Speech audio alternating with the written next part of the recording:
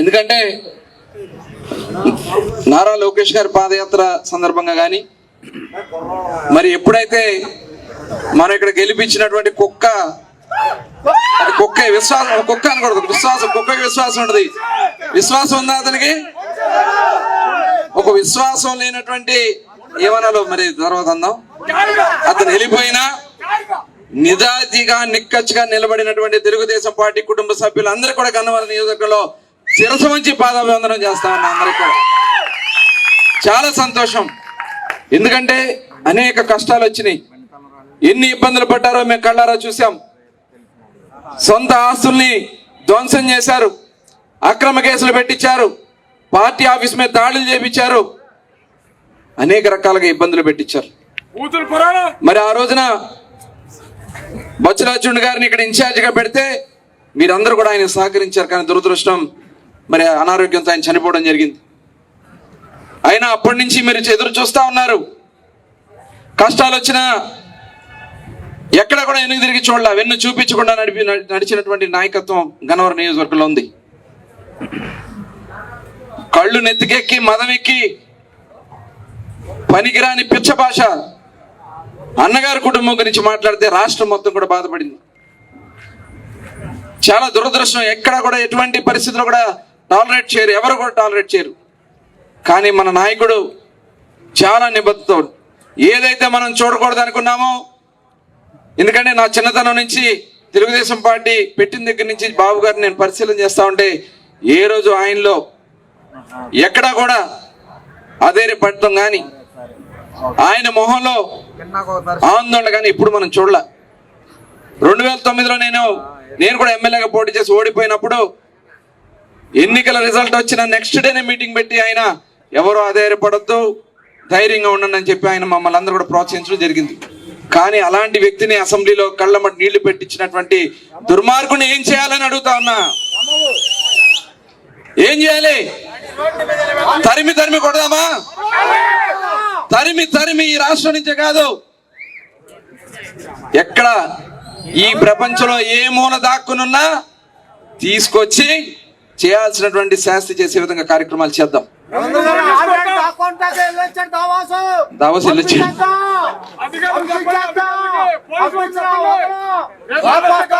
ఈ భూమండలమే కాదు, ఎక్కడున్నా లాక్కొద్దాం, దాని గురించి వదిలేదు లేదు. తర్వాత మరి లోకేష్ గారి పాదయాత్ర కూడా చాలా పెద్ద ఎత్తున మీరు విజయవంతం చేయటం, అలాగే మొన్న కూడా చెప్తా ఉన్నారు లోకేష్ గారు, గన్నవరం సభ నభూతో నా భవిష్యత్ అనే విధంగా చేసినందుకు కూడా ఆయన గన్నవరం ప్రజలకి ధన్యవాదాలు చెప్పడం జరిగింది. మరి అదే విధంగా బాబు గారు మొన్న అరెస్ట్ అయినప్పుడు, అలాగే ఆయన జైలు నుంచి రిలీజ్ అవుతున్నప్పుడు కానీ అనేక రకాలుగా మీరు కార్యక్రమాలు, బైక్ ర్యాలీ మొన్న చూస్తే ఎక్కడి నుంచి వస్తున్నా తెలియట్లా, తూనికలాగా వచ్చేస్తున్నారు బళ్ళు వేసుకుని. ఇక్కడ యువత అంతా అంత ఉత్సాహంగా ఉన్నారు. మరొకసారి వారందరూ కూడా పేరు పేరున ధన్యవాదాలు. వెంకటరావు గారు కూడా చాలా కష్టపడతా ఉన్నారు. మరి ఎప్పుడు అడిగినా నేను ఏదో గ్రామంలో ఉన్నానని చెప్పి ఫోన్ చేసి చెప్తా ఉన్నారు. కొద్దిగా చిన్న చిన్న ఇబ్బందులు ఉంటాయి, కొద్దిగా సమన్వయ లోపాలు ఉంటాయి, అవన్నీ కూడా చేసుకోవాల్సినటువంటి అవసరం ఉంది. కొద్దిగా చెప్దాం. కాబట్టి ఏదన్నా ఉన్నా కూడా పెద్ద మనసుతో మనం ఆయన్ని స్వీకరించుకోవాల్సినటువంటి అవసరం ఉంది, గెలిపించుకోవాల్సినటువంటి అవసరం ఉంది. నిజంగా భవిష్యత్తు గ్యారంటీ కూడా చాలా అద్భుతంగా చేశారు. ఎందుకంటే ఇందాక ఆయన చెప్పినట్లు దాదాపు 160వ స్థానంలో ఉన్నదాన్ని ఇవాళ 40వ స్థానం తీసుకురావడం అనేది, అంటే 1,00,000 ఇళ్ళు అని చెప్తా ఉన్నారు. కానీ నాకు తెలిసింది 1,00,000 ఇళ్ళు ఉండకపోవచ్చు. 1,03,000 వాళ్ళు ఇచ్చినటువంటి అంటే డేటాలో కొన్ని ఒక డోర్ నెంబర్లోనే ఇస్తున్నారు. కాబట్టి అయినప్పటికీ కూడా దాదాపు 26,000 ఇల్లు టచ్ చేశాం ఇవాళ. ఎందుకంటే ఉదయం బాబు గారితో మా మీటింగ్ అయింది. ఓట్లు తీసేయాలి, మాకు ఈ 4 ఏళ్ళ నుంచి ఏం పీకుతున్నారు అడగాలి అండి.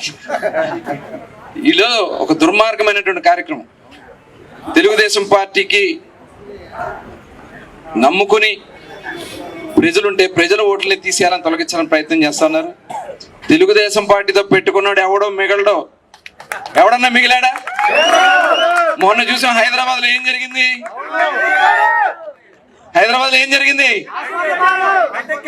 ఇవాళ ఎవడన్నా కళ్ళు నెత్తికెక్కి పిచ్చి పనులు చేశారో వాళ్ళందరూ కూడా రేపు ఉంటది బడితి పూజ స్టార్ట్ అవుతుంది, దాంట్లో ఎటువంటి అనుమానం లేదు. వదులుదామా వాళ్ళని? ఎవడైతే పార్టీకి ద్రోహం చేసే వాళ్ళని వదులుదామా? వినపట్ల వదులుదామా? చూపిద్దాం. మన తెలుగుదేశం పార్టీ పవర్ ఏంటో చూపించాల్సినటువంటి అవసరం ఉంది. ఒక పనికిమాలిన చెత్త ముఖ్యమంత్రినా? ఉల్లిపాయకి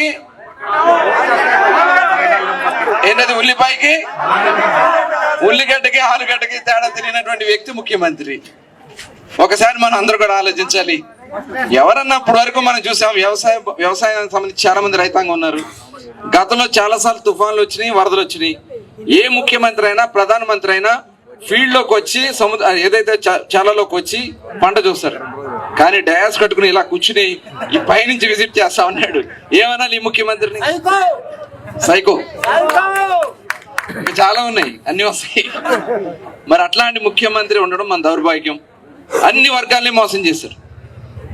యువతని, మహిళని, రైతుని, ఎస్సీల్ని, ఎస్టీల్ని, బీసీల్ని, మైనార్టీల్ని, అన్ని వర్గాల్ని మోసం చేసినటువంటి ముఖ్యమంత్రి ఇంకా మనుగడ సాగించడానికి అర్హత లేదు. ఇవాళ ఆల్రెడీ భయం స్టార్ట్ అయింది. కొంతమంది అయితే మిడిల్ డ్రాప్, మా దగ్గర మా సన్నాసి మిడిల్ డ్రాప్, ఇది రన్అట్ అంట. అట్లాగే 11 మందిని మార్చేస్తే వేసేస్తారు ఓట్లు. ఇప్పుడు ఒక నలుగురిని తీసుకెళ్లి ఎస్సీ కాన్స్టిట్యున్సీని తీసుకెళ్లి ఇంకో చోట వేస్తాడు. అక్కడ పనికిరాని చిలకలూరుపేటలో చల్లని కాయని తీసుకొచ్చి గుంటూరులో పెడతాడు. అక్కడ చల్లంది ఇక్కడ చెల్లుద్దా? మొక్క కావాలి.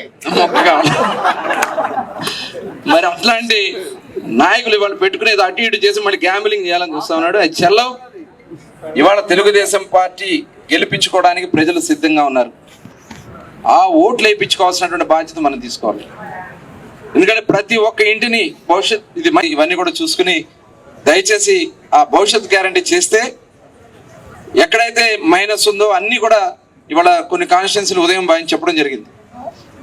ఈ భవిష్యత్ గ్యారంటీ చేయకముందు ఎలా ఉంది, భవిష్యత్ గ్యారంటీ చేసిన తర్వాత ఎంత మార్పు ఉందనేది క్లియర్ గా పొద్దున ఆయన ఎక్స్ప్లెయిన్ చేయడం జరిగింది. అలా దయచేసి భవిష్యత్ గ్యారంటీ కార్యక్రమాన్ని చేద్దాం. అదేవిధంగా మన యువ నాయకుడు నారా లోకేష్ గారు యువగళం పాదయాత్ర 3000 కిలోమీటర్లు దాటింది. రేపు 20వ తారీఖున అక్కడ ఎన్నికల సమర శంఖారావం మనం పూరించబోతా ఉన్నాం. దాంట్లో మరి పవన్ కళ్యాణ్ గారు కూడా రాబోతా ఉన్నారు. ఒక దిశ నిర్దేశిస్తూ రేపు ఎన్నికల్లో చేస్తున్న కార్యక్రమాలన్నీ కూడా ఆ సభ ద్వారా మనకు తెలియజేయడం జరుగుతుంది. కాబట్టి రేపు ఎంతమంది వెళ్తారనేది మండలాల వారీగా మీరు కూర్చుని మరి ఇన్ఛార్జ్ గారికి మీరు చెప్పినట్టయితే దానికి తగిన ఎలా వెహికల్స్ సొంతంగా వస్తారా, వెహికల్స్ ఎన్ని ఏర్పాటు చేయాలి అని కూడా వారు చూస్తారు. అక్కడ అకామిడేషన్ కూడా చూడాలి. కొద్దిగా ముందే చెప్తే మళ్ళీ అకామిడేషన్ కూడా చూసుకోవాల్సినటువంటి అవసరం ఉంటుంది. దయచేసి ఈ 2 కార్యక్రమాలు తీసుకెళ్తూ మరి మొన్న ఓటర్ లిస్ట్ వెరిఫికేషన్స్ కూడా జరిగినాయి. ప్రపంచ వ్యాప్తంగా బయటకు వచ్చి నినదించినటువంటి నాయకుడు, ఏకైక నాయకుడు కోసం నినదించినటువంటి అది చంద్రబాబు నాయుడు. నిజంగా అది ఒక ప్రపంచ రికార్డ్. అది ఇవాళ అటువంటి నాయకుడు నాయకత్వం మనం పనిచేయడం మనందరి యొక్క అదృష్టం. మనందరి ముందున్నది ఒకే ఒక్క గోల్. ఆయన ఒకటే చెప్పారు, తిరిగి మళ్ళీ నేను ముఖ్యమంత్రిగా ఈ అసెంబ్లీలో అడుగు పెడతానని చెప్పినటువంటి చంద్రబాబు నాయుడు గారి శపథాన్ని నిజం చేద్దామా? చంద్రబాబు నాయుడు గారిని ముఖ్యమంత్రి చేసి ఆ పీఠంలో కూర్చోబెడదామా? దానికి సిద్ధమా? వెంకట్రావు గారిని ఈ జిల్లాలోనే అత్యధిక ఓట్ల మెజార్టీతో గెలిపిస్తామని గట్టిగా చెప్పాలి. మీరంతా గెలిపిస్తారా? అహర్నిశలు టైం లేదు. 90 రోజులే ఉంది. మనకి టైం కూడా చాలా తక్కువ ఉంది. 90 రోజులు మాత్రమే ఉంది. దయచేసి అందరం కూడా ప్రతిరోజు ఈ రోజు నుంచి 20వ తారీఖు లోకేష్ గారి ప్రోగ్రామ్ అయిన దగ్గర నుంచి అందరం కూడా ఫీల్డ్ లో ఉండాలి. ఫీల్డ్ లోనే ఉండి ప్రతి ఒక్కరిని కూడా టచ్ చేసి రేపు పోల్ చేసుకునే వరకు వాడు రకరకాల ఆలోచనలు చేస్తాడు. రకరకాలుగా ఇవాళ వాలంటీర్లు పెట్టో లేకపోతే పోలీసులు పెట్టో అధికారులను ఏదో చేసో మన ఓటు తొలగించో ఏదో రకంగా గెలవాలని అతను ప్రయత్నం చేస్తాడు. కానీ చివరి ఓటు బ్యాలెట్ లో పడి సీలేసే వరకు కూడా మనం కష్టపడుతూనే ఉన్నాం. ఓటు లెక్కించి చివరి ఓటు కూడా మెజారిటీలో చూపించుకున్న తర్వాత మాత్రమే బయటకు వద్దాం. అప్పటి వరకు అందరూ కూడా కష్టపడడానికి అందరూ సిద్ధమా? జై తెలుగుదేశం, జై తెలుగుదేశం. వర్ధిల్లాలి చంద్రబాబు గారి నాయకత్వం, వర్ధిల్లాలి నారా లోకేష్ గారి నాయకత్వం, వర్ధిల్లాలి పవన్ కళ్యాణ్ గారి నాయకత్వం. జై తెలుగుదేశం. ప్రతిరోజు ఈ రోజు నుంచి 20వ తారీఖు లోకేష్ గారి ప్రోగ్రామ్ అయిన దగ్గర నుంచి అందరం కూడా ఫీల్డ్ లో ఉండాలి. ఫీల్డ్ లోనే ఉండి ప్రతి ఒక్కరిని కూడా టచ్ చేసి రేపు పోల్ చేసుకునే వరకు వాడు రకరకాల ఆలోచనలు చేస్తాడు. రకరకాలుగా ఇవాళ వాలంటీర్లు పెట్టో లేకపోతే పోలీసులు పెట్టో అధికారులను ఏదో చేసో మన ఓటు తొలగించో ఏదో రకంగా గెలవాలని అతను ప్రయత్నం చేస్తాడు. కానీ చివరి ఓటు బ్యాలెట్ లో పడి సీలేసే వరకు కూడా మనం కష్టపడుతూనే ఉన్నాం.